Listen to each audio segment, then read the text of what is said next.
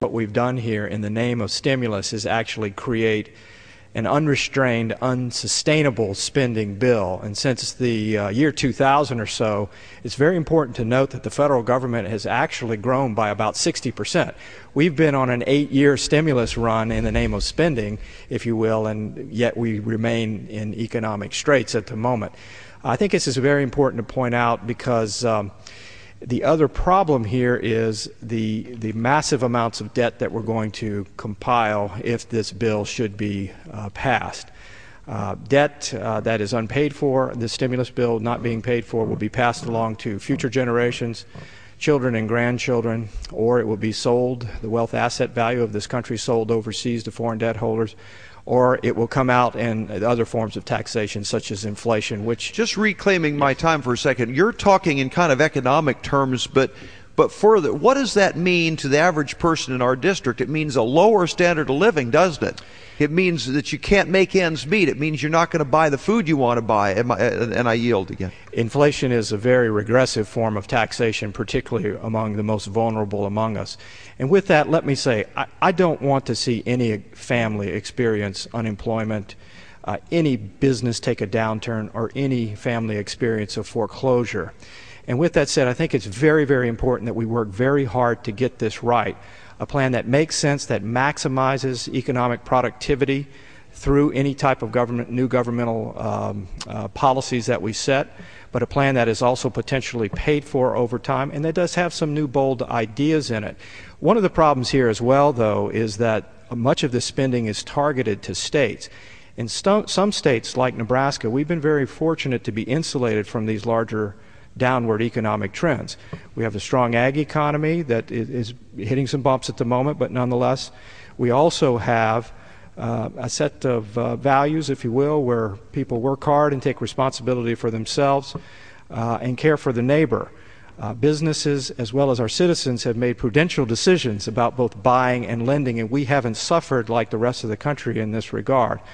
But with that said, this bill effectively asks Nebraskans to subsidize other states that may have been poorly governing and want the federal government basically to make the tough decisions for them, or not force them to make the tough decisions. Reclaiming my time, I think what you're saying in a polite and sort of sensitive way is California's been spending money at an incredible pace, and the question is, should Nebraska have to subsidize California? And that's really what we're talking about, isn't it? A big part. Yielding back to the gentleman from Nebraska. Thank the gentleman for the time. I think we are. It's a very important point to be made that a lot of communities and a lot of places have had to make tough choices with limited budgets to set priorities, and have not rushed up to Washington to say, bail us out, help us out, but have made those tough choices responsibly.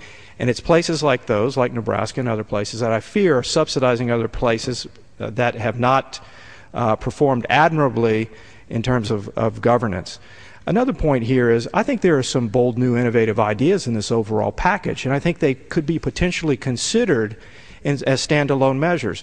President Obama has a strong focus on, for instance, alternative energy development for a sustainable energy future.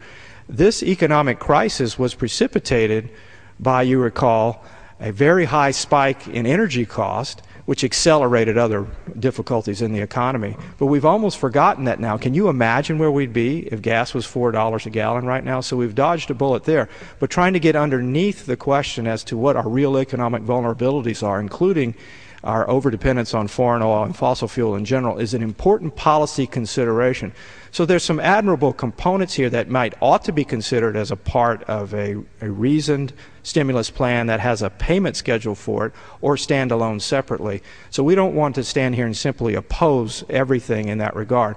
But we are on a pathway. Reclaiming my time, gentlemen, I think we've got just a very short amount of time left, but your point is so good. Our objective is not just to say what won't work, but to say what won't work because we know it won't work, and instead let's adopt something that's helping those families. I was talking about it earlier, the picture that just keeps jumping in my mind, and this is happening all over the world because of our lack of bold and decisive and disciplined action here. The picture comes to my mind is the house with the foreclosure and the easy chair or the sofa sitting on the sidewalk. And I'm thinking about the mom or the dad of that family and the pressure that they feel where they're just dumped right out of their house. This is not just economic numbers. This is the people of our country. I yield my last 30 seconds. Well, again, I'm grateful. We don't, again, want to see any family suffer unemployment or suffer a situation like that, but I think this letter I got today from a constituent back home, Gail in Fremont, says quite a bit. She says, I'm writing to let you know I oppose the stimulus, Congressman.